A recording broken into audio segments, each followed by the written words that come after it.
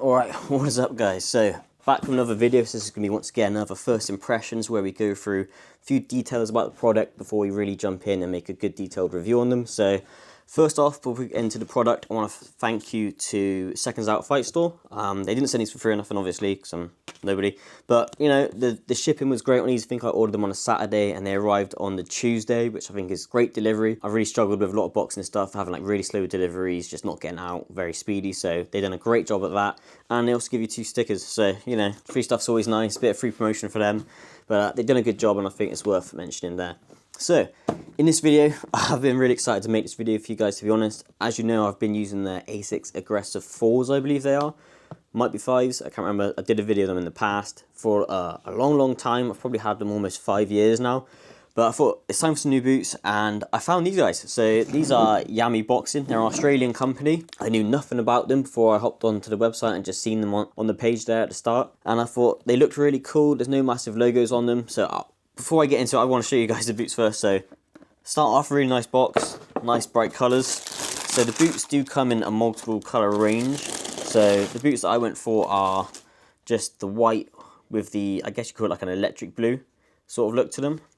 So let's get them out and get the box out of the way. So here they are. You also get a spare pair of blue laces if you want to swap these ones out. So on the website, they do recommend going up half the size. I didn't on these just because on the website where I purchased them from, they only had full sizes, and I'm a UK 7 in pretty much everything I wear, so I'm interested to see how well or how tight these are going to fit. And I don't mind having tighter boots. It's not something that, you know, it's not the most comfiest thing, but if they fit snug, I'm happy with that still. So we'll try them on in a second and I'll let you know how they feel in this video. Colorway options, there is loads of color options for these guys. You can get them in a bright pink, you can get them in a bright orange. They also do a beige and then black. So there's nice bright color options for you if you like to stand out a little bit from the others. I think these are really going to do the job for you. So looking at the boot, you do get a bit of logo on the bottom. You get a so this part here is what I'd call matte, and then you get a Yammy written across there in what's gloss. I don't know how well the camera will pick that up, but it's on there. You also get Yammy detailing down the tongue there, and a Yammy, or is that, I think these are called the flux capacitor, so I think that may be a logo to that, or it might just be the Yammy logo in there as well. You get a nice little heel strap for you to pull up. I call it a strap, I don't know what you call it.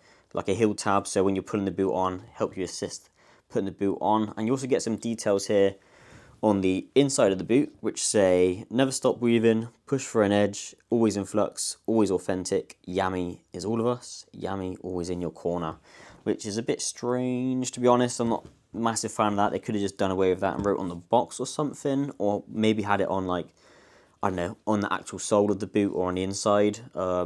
It looks a bit strange there. It looks a bit like a barcode of some sort, but, you know, they feel really grippy. You get like a recessed, embossed herringbone pattern on the sole, and you also get this solid plate in the middle, which the idea is to give you more solid propulsion. So a lot of running shoes feature that sort of design where you'll have like a mid plate through the shoe, so that when you go onto your toes, that kind of then bends, and then when you step forward again, it propels you forward. It's a scientific thing. It seems to work from what I see within athletic shoes. Do you know what I mean? The top companies wouldn't be doing it if it didn't. But yeah, something I've not seen a boxing boot before, that's for sure. And personally, I'm usually more of a fan of the wrestling style boots, but I feel like they still fit the idea for a wrestling boot. The grip does come up around the edges, so your tread comes up around the edges a bit. In my opinion, that's more like a wrestling boot.